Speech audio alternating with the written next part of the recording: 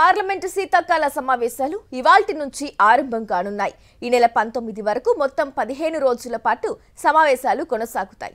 ఓటర్ల జాబితా ప్రత్యేక సమగ్ర సవరణపై ప్రభుత్వాన్ని నిలదీయడానికి విపక్షాలు సిద్ధమయ్యాయి.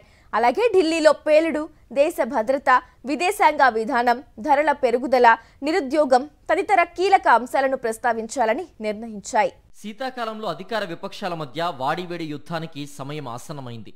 ఈ ఉదయం 11 గంటలకు పార్లమెంటు ఉభయ సభల్లో సమావేశాలు ప్రారంభం కానున్నాయి. ఇటీవల మరణించిన ఎంపీలకు తొలుత సంతాపం తెలియజేస్తారు. అనంతరం సభా కార్యకలాపాలు మొదలవుతాయి. ఈసారి శీతాకాల సమావేశాలు వాడివేడిగా జరిగే అవకాశం కనిపిస్తోంది.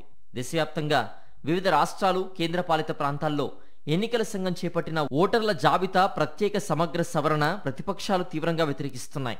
దీనిపై పార్లమెంట్లో చర్చ చేపట్టాలని డిమాండ్ చేస్తున్నాయి. ఎస్ఐఆర్పై ప్రభుత్వాన్ని ఐక్యంగా నిలదీయడానికి విపక్షాలు సిద్ధమవుతున్నాయి. రాజ్యసభలో ఎస్ఐఆర్పై స్వల్పకాల చర్చ చేపట్టాలని బీఏసీ భేటీలో ప్రతిపక్ష నేతలు డిమాండ్ చేశారు. ఢిల్లీలో కారు బాంబు పేలుడు ఘటన నేపథ్యంలో దేశ భద్రతపై మోదీ సర్కారును ఇరుకున పెట్టాలని నిర్ణయించుకున్నాయి. విదేశాంగ విధానం, ధరల పెరుగుదల, నిరుద్యోగం, నూతన లేబర్ కోడ్స్, బీజేపీయేతర పార్టీలు అధికారంలో ఉన్న రాష్ట్రాలకు నిధులు ఇవ్వకపోవడం వంటి అంశాలతో పాటుగా ఇతర ప్రజా సమస్యలపై ప్రభుత్వాన్ని గట్టిగా నిలదీయాలని ప్రతిపక్షాలు భావిస్తున్నాయి. వందే మాతరం గీతానికి 150 ఏళ్లు పూర్తయిన నేపథ్యంలో పార్లమెంట్లో ఈ అంశంపై ప్రత్యేక చర్చ చేపట్టబోతున్నారు. ఈ వింటర్ సెషన్లో మొత్తం 14 బిల్లులను ప్రవేశపెట్టాలని కేంద్రం నిర్ణయించింది.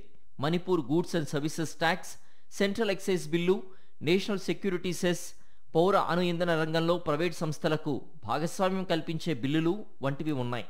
ఇటీవల వివిధ పార్టీల అభ్యంతరాల తర్వాత చండీగఢ్ కేంద్రపాలిత ప్రాంతానికి రాష్ట్రపతి నేరుగా నిబంధనలు జారీ చేసే అధికారం కల్పించే బిల్లును ప్రభుత్వం విరమించుకున్న విషయం తెలిసిందే.